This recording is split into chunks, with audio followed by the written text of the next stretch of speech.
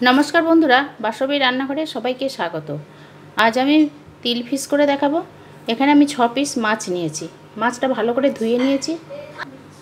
एबार माछे आमी एकटु नुन माखिए नेब। माछगुलो भालो करे नुन माखिए नियेछि। आमी एबार पैने तेल बसिएछि, एटा सर्षेर तेल। माछगुलो भेजे नेब। तेलटा हये गेছে, एबार माछगुलो दिए दिচ্ছি। माछगुलो एक पिठ भाजा हो गए, एबार उल्टे दिচ্ছি।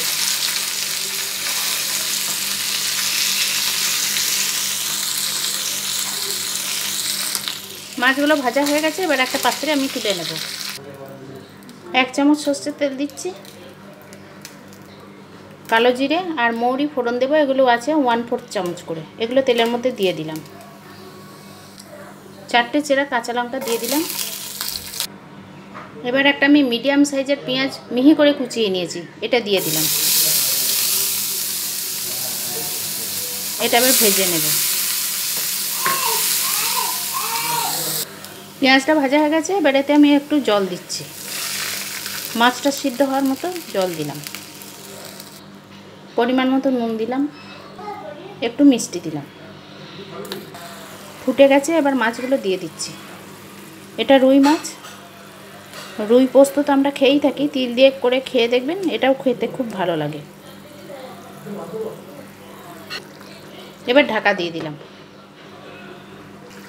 মাছটা এবার সিদ্ধ হয়ে গেছে। আমি মাঝে একবার উল্টে দিয়েছিলাম। এখানে আমি 4 চামচ তিল নিয়েছি, সাদা তিল বেটে নিয়েছি। এবার এটা দিয়ে দিচ্ছি। 1 চামচ মতো আমি সরষের তেল দিয়ে দিচ্ছি। এটা নাও দিতে পারেন। ভালো করে নেড়ে মিশিয়ে দেব।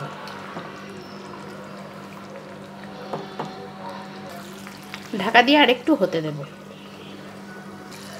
এবার মাছটা হয়ে গেছে, ঝোলটাও বেশ গাঢ় হয়ে গেছে। তিলটা দিয়ে খুব বেশি ফোটানোর দরকার নেই, 2 মিনিট মতো ফোটালেই হবে। এবার গ্যাসটা আমি বন্ধ করে দিচ্ছি। একটা পাত্রে ঢেলে নেব। তৈরি হয়ে গেল তিল ফিশ। এরকম করে করুন, গরম ভাতের সঙ্গে খেতে খুব ভালো লাগবে। এই ভিডিওটি যদি আপনাদের পছন্দ হয় তাহলে লাইক, শেয়ার এবং নতুন বন্ধুরা চ্যানেলটি সাবস্ক্রাইব করবেন। আর পুরনো বন্ধুরা অবশ্যই পাশে থাকবেন, কমেন্ট করবেন, কেমন হয়েছে আমাকে বলবেন। সবাই ভালো থাকবেন। ধন্যবাদ।